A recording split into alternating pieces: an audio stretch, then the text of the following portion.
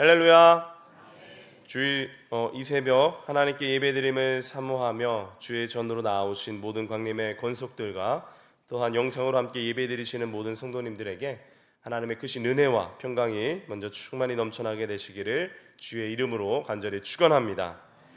오늘은 베드로전서 1장의 말씀을 통하여서 고난 중에도 흔들리지 않는 그리스도인, 고난 중에도 흔들리지 않는 그리스도인이라는 제목으로 말씀을 전하겠습니다. 오늘 우리가 읽은 베드로전서는 성령 충만한 베드로가 기록한 편지 형태의 서신서입니다. 먼저 오늘 본문 1절에서 베드로는 자신을 예수 그리스도의 사도라고 이렇게 소개를 하고 있습니다. 십자가 보혈 사건을 통과하고 난 이 베드로는 당당히 자신을 주님의 사도라고 소개할 만큼 새 사람이 되어 있었던 것입니다. 베드로전서가 기록되던 당시 이 베드로는 복음을 전하고 또 성도들과 함께 교회를 세워가기 위해 로마에 거주하고 있었습니다. 그러다 주후 64년경 역사 기록에 따르면 이때 로마 시내에서는 대화재가 일어났고 이 화재로 로마 도시 대부분이 불에 탔습니다. 흔히 이렇게 재난이 일어나면 그 비난의 화살은 지도자에게 돌아가기 마련인데 당시 네로 황제가 로마를 통치하고 있었기에 이 네로 황제 때문이라는 소문과 원성이 퍼져나가기 시작했습니다. 새 궁전을 지을 땅을 마련하려고 일부러 불을 질렀다는 것입니다. 이 네로 황제는 이 소문에서 벗어나기 위해서 자신을 대체할 희생양이 필요했고 그 희생양으로 삼은 것이 바로 그리스도인들이었습니다. 네로 황제는 불지른 사람들이 그리스도인들이라는 소문을 내고는 그리스도인들을 붙잡아 처형하기 시작했습니다. 억울하게 누명을 씌운 것입니다. 이 사건을 계기로 베드로는 이 박해가 로마에만 머물지 않고 로마 제국 전 지역으로 확대될 것을 예감하게 됩니다.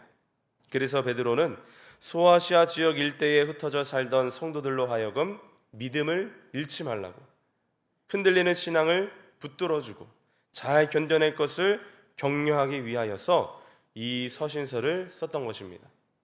그래서 베드로전서는 소망의 서신, 격려의 서신이라고도 불리기도 합니다.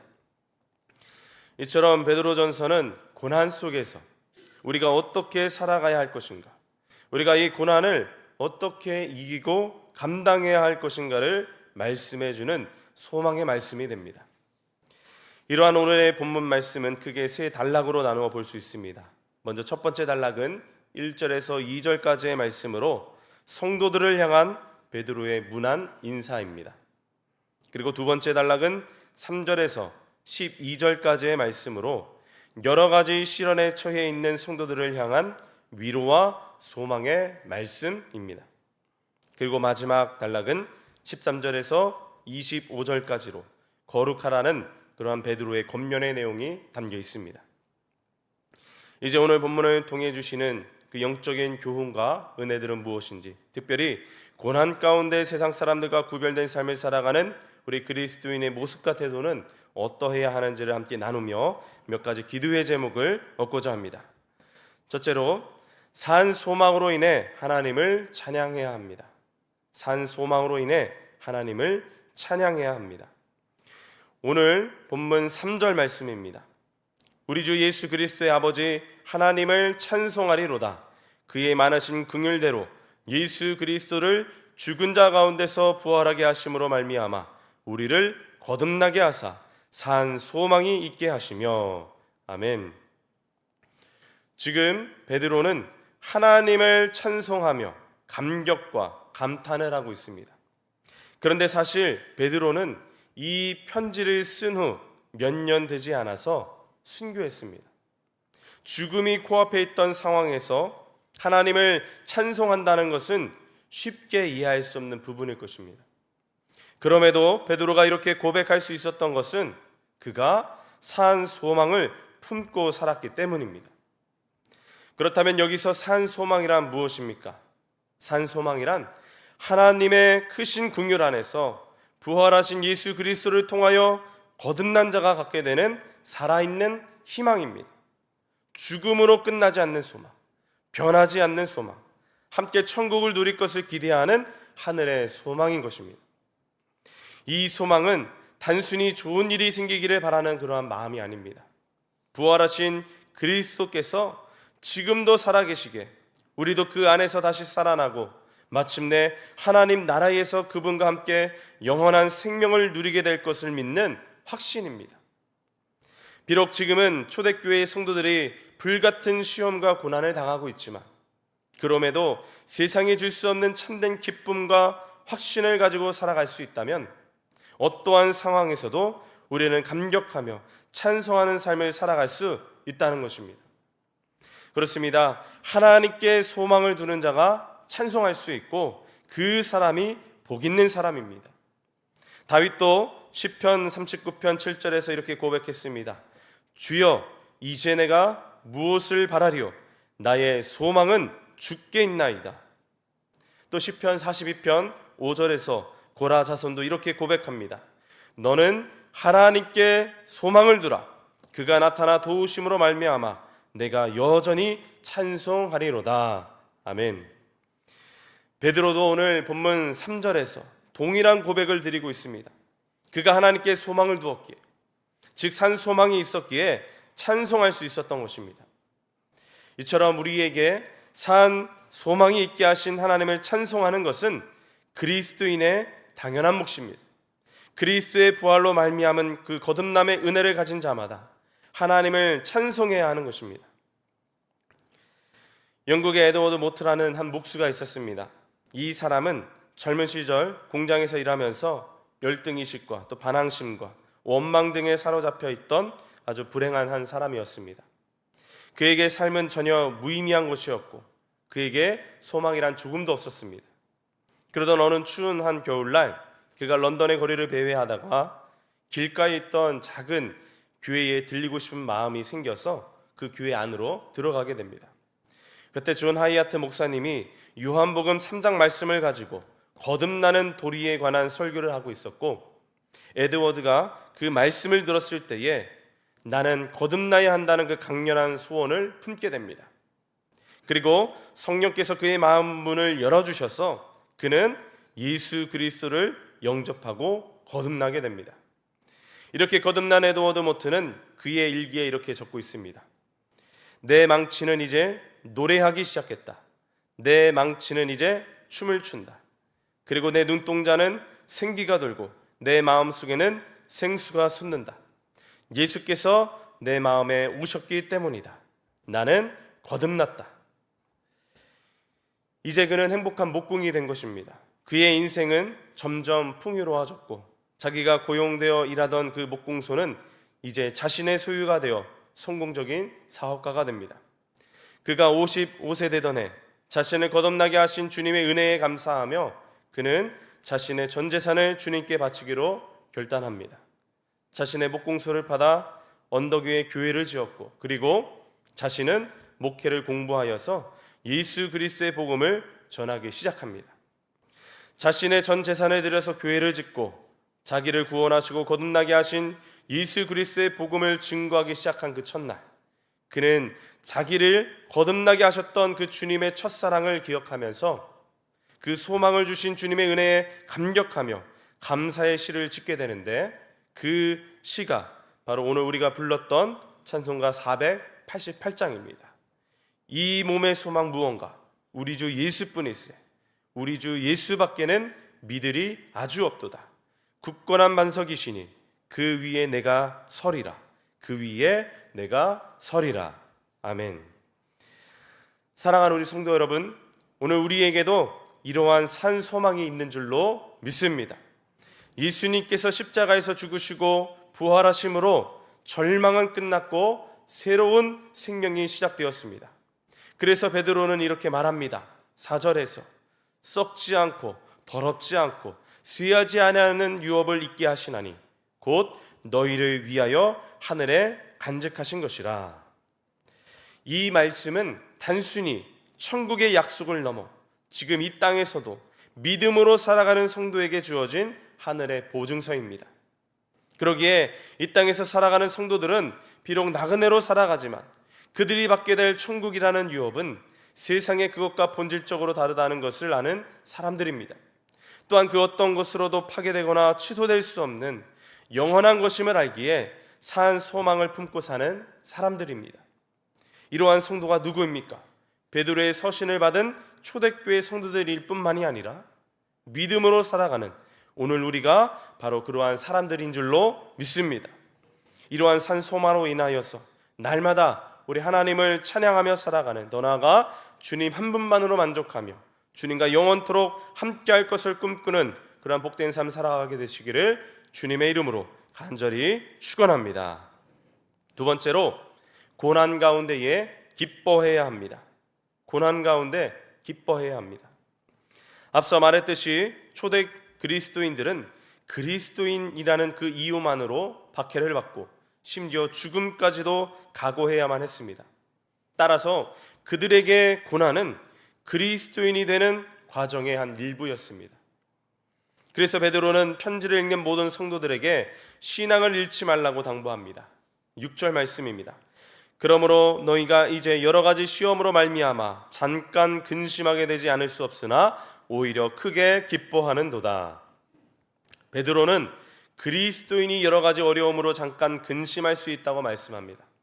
즉, 하나님은 우리가 예수님을 믿는다고 해서 무조건 좋은 것만을 주시지 않는다는 것입니다. 오히려 하나님은 예수님을 믿는 사람들에게 때로는 아주 다양한 어려움을 당하게 하십니다. 그리고 이어지는 7절 말씀에서 그 이유를 우리가 깨닫게 됩니다. 7절 말씀. 너희 믿음의 확실함은 불로 연단하여도 없어질 금보다 더 귀하여 예수 그리스도께서 나타나실 때에 칭찬과 영광과 존귀를 얻게 할 것이니라. 아멘. 하나님께서 우리에게 고난과 시험을 허락하신 이유는 바로 우리의 믿음을 정금과 같이 단련하시기 위함입니다. 처음 금강석에서 캐낸 금은 순수한 정금이 아닙니다. 금 성분이 섞여 있는 돌덩이에 불과합니다. 그것이 진짜 금이 되려면 깨어지고 부서지고 뜨거운 불 속을 지나야만 합니다. 그 과정을 다 거쳐야 모든 불순물이 제거되고 빛나는 정금으로 드러나게 되는 것입니다. 우리의 믿음도 마찬가지입니다. 시험과 고난이라는 그 불길을 통과해야 진짜 믿음이 만들어집니다. 온실 속에서 자란 화초보다 들판에서 자란 꽃이 더 강한 생명력을 가지듯 우리 성도들도 안락하고 편안한 신앙보다 시련 속에서 단련된 믿음이 더 깊고 더 단단한 법입니다. 그러므로 우리가 겪는 고난과 시련은 결코 헛되지가 않습니다. 그 모든 과정이 바로 하나님께서 우리를 정금 같은 믿음의 사람으로 빚어가시는 시간이기 때문입니다. 그렇게 우리는 고난 가운데에서도 기뻐해야 합니다. 그리고 우리가 기뻐할 수 있는 이유는 두 가지인데, 하나는 그러한 연단이 잠깐이라는 것입니다. 이 세상을 살고자 하면 고난이 주어지기 마련인데, 다행스러운 것은 이 세상에서의 삶이 잠깐이므로 고난 역시 일시적인 것입니다. 고난은 이 세상에 머무는 인생의 여정에서만 주어지기 때문입니다. 즉, 내게 주어지는 고난은 아무리 길다 하더라도 이 땅에 떠날 무렵 마침표를 찍게 되어 있습니다. 그래서 우리는 어떤 고난이 닥쳐와도 희망을 가질 수 있습니다. 그 고난이 잠깐이기에. 그리고 우리가 고난 가운데에서도 기뻐할 수 있는 또 하나의 이유는 연단 후에 우리에게는 칭찬과 영광과 존귀가 주어지기 때문입니다. 즉, 고난의 끝에 주어지는 영원한 상급은 그 고난과는 비교할 수 없는 엄청난 것입니다. 주님이 내게 주시는 칭찬, 주님이 내게 주시는 영광, 주님이 내게 주시는 존귀가 영원하다는 것입니다. 그래서 우리 그리스도인들은 어떤 고난이라도 인내로 극복할 수 있고 기뻐할 수 있습니다. 이처럼 우리가 고난 가운데 기뻐할 때에 우리는 하나님의 가장 귀한 선물을 받게 되는데, 바로 9절 말씀입니다. 바로 믿음의 결국 곧 영혼의 구원을 받음이라. 아멘. 하나님이 가장 중요하게 여기시는 것은 우리의 환경이나 형편이 아니라 바로 우리의 영혼의 상태입니다. 우리는 흔히 육체의 안녕, 세상의 평안을 중요하게 여기지만 하나님께서 가장 중요한 것은 바로 우리의 영혼이 사는 것, 우리의 영혼이 복을 받는 것, 우리의 영혼이 강건하여지는 것입니다. 하나님은 다른 어떤 것보다 우리의 영혼을 치료하기 원하시고 우리의 영혼이 정금 같은 믿음으로 변화되기를 바라십니다. 사랑하는 우리 성도 여러분, 이 시대에 우리 그리스도인들에게 절실히 필요한 것은 시험 중에서도, 환난 중에서도, 고난 중에서도 하나님의 계획과 인도하심을 믿는 믿음입니다. 그리고 그 믿음으로 고난 중에도 기뻐하는 것입니다. 이러한 믿음이 오늘 우리를 살리고 결국 우리 영혼을 구원에 이르게 하는 줄로 믿습니다. 마지막 세 번째로 거룩한 자가 되어야 합니다.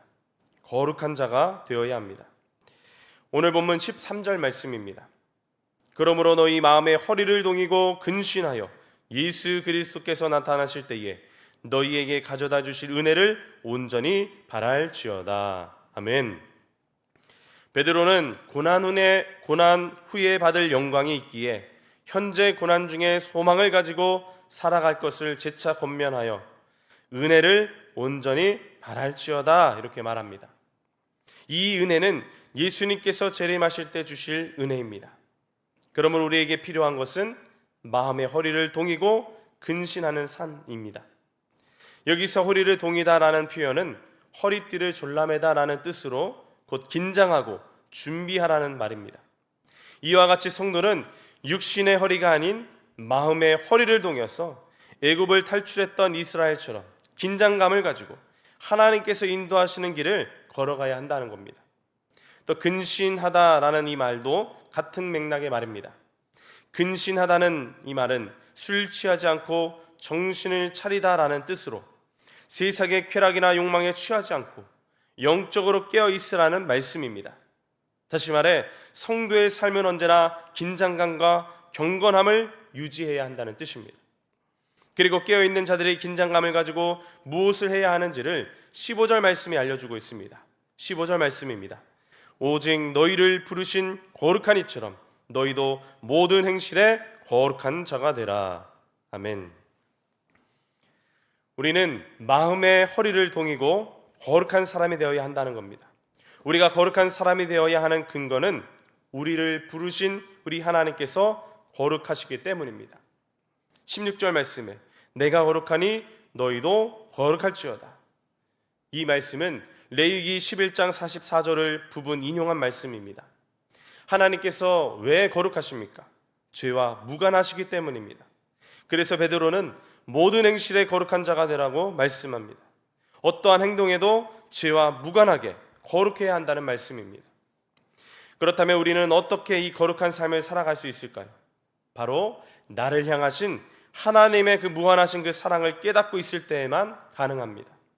우리는 단순히 율법적 의무감이나 도덕적 결단으로는 결코 이 거룩을 유지할 수가 없습니다. 하나님께서 나와 같은 죄인을 사랑하시고 독생자 예수 그리스도를 십자가에 내어주신 그 사랑을 우리가 깊이 깨닫게 될 때에만 우리는 죄를 멀리하게 되고 세상의 욕망 대신 하나님의 뜻을 쫓게 되는 것입니다. 그래서 거룩은 나의 노력이나 결단으로 이루어지는 것이 아니라 하나님께 속한 삶이 될 때에 거룩한 삶을 살아갈 수 있게 되는 것입니다. 사랑하는 우리 성도 여러분, 오늘 하나님께서 우리를 부르신 이유는 단지 구원받은 백성으로 머물게 하려는 것이 아닙니다. 하나님은 우리를 거룩한 백성으로 세워서 세상 속에서 그분의 성품을 드러내기를 원하십니다.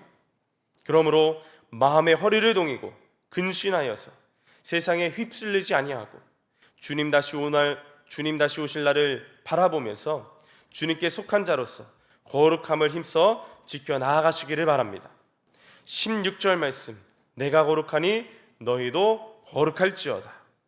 이 말씀은 우리를 거룩으로 인도하시는 하나님의 초청의 말씀인 줄로 믿으시고 오늘도 하나님의 그 사랑 안에서 우리의 생각과 말과 행동이 거룩으로 빛나게 되시기를 주님의 이름으로 간절히 축원합니다. 함께 기도하겠습니다. 참 좋으신 우리 하나님 아버지, 이른 새벽 주의 말씀 듣게 하시고 또 그 말씀을 깨닫게 하시니 감사를 드립니다. 우리가 말씀을 깨달아 아는 것에서 멈추지 않게 하시고 그 말씀을 삶으로 살아낼 수 있는 거룩한 주의 백성들 되게 하여 주시옵소서. 특별히 고난 중에서도 산 소망을 가지고 하나님을 찬양하는 삶 살아가게 하시고 고난 가운데 기뻐하며 거룩하게 살아가기를 결단하는 우리 모두가 되게 하여 주시옵소서. 이 시간 주님 앞에 귀한 예물을 성별하여 하나님께 올려드린 손길들이 있습니다. 11조와 또 1,000번제와 또 다양한 감사의 제목들 가운데 꼭 응답하여 주시고 이 예물이 사용되어지는 모든 곳곳마다 하나님의 뜻이 성취되게 하여 주시옵소서. 또한 정성껏 예물 올려드리는 우리 성도님들의 그 삶 가운데 하나님의 기름 부으심의 역사가 충만케 하여 주시옵소서. 이 모든 말씀 살아서 역사하시는 예수님의 이름으로 간절히 기도드립니다. 아멘.